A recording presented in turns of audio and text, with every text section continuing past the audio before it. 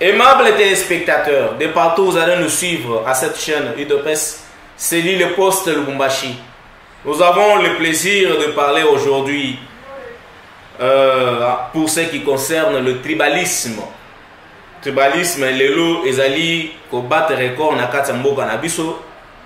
Batu bazola muka bipai pour que tribalisme toujours ezala pain quotidien na bango.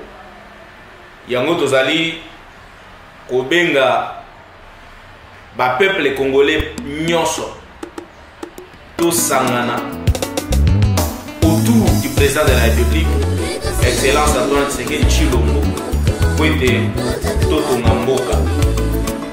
J'avais aimé récemment les discours du gouverneur Jacques Yabulawaza, représentant et président de la République, à Bengi Batunyonso à l'unité.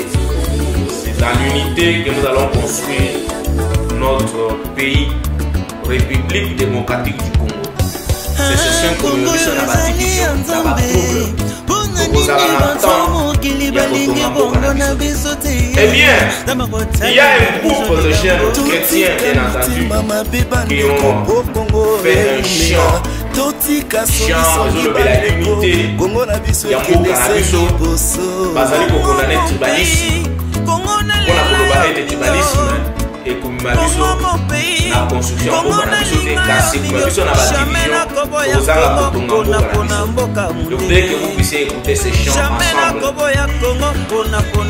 Voilà, vous avez écouté tout à l'heure ces chants. Vous allez trouver la unité. J'appelle à tout le monde, n'est-ce pas, de prêter oreille à ces chants. Tout le monde a besoin de la unité pour que tout le monde. Excellence.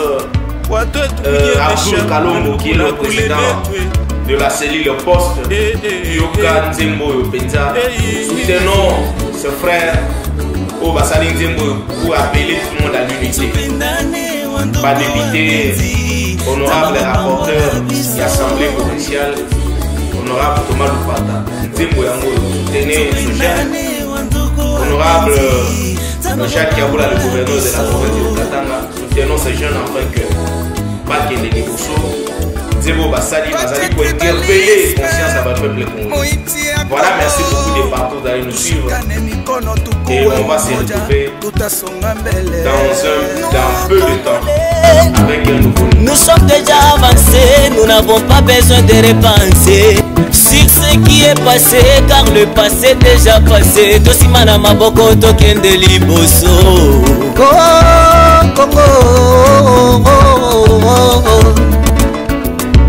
Zamba pesa biso minere, apesa fibre. Dala lelo tokomi koboma na peuple congolais. Boka wane uti wapi na mboka Congo. Pona nini kaka mboka na ngai makila ezotanga. Papa sunga beni na butembo po kimia ekota. L'union fait la force, Congolais to sangisa maele to tonga mboko yo Congo. Ninga moninga na yo ndenge milingi yo moko Congolais. Mboka etonda ba richesse ya ndenge na ndenge Congo. Tosalela bolingo tokokende liboso na Yesu e Congo ekolonga. La victoire nous est donnée, la bénédiction nous est donnée. Congo, tokokende liboso na Yesu e. Combien de tu la paix, mais pourquoi ton dégât, surtout à l'est du pays. Ah, Congo eumela, eumela, eumela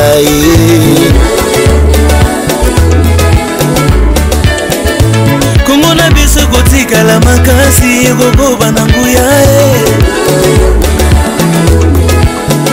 Pampanya Congo tuzola nesa muna lusolo betuke tunga inti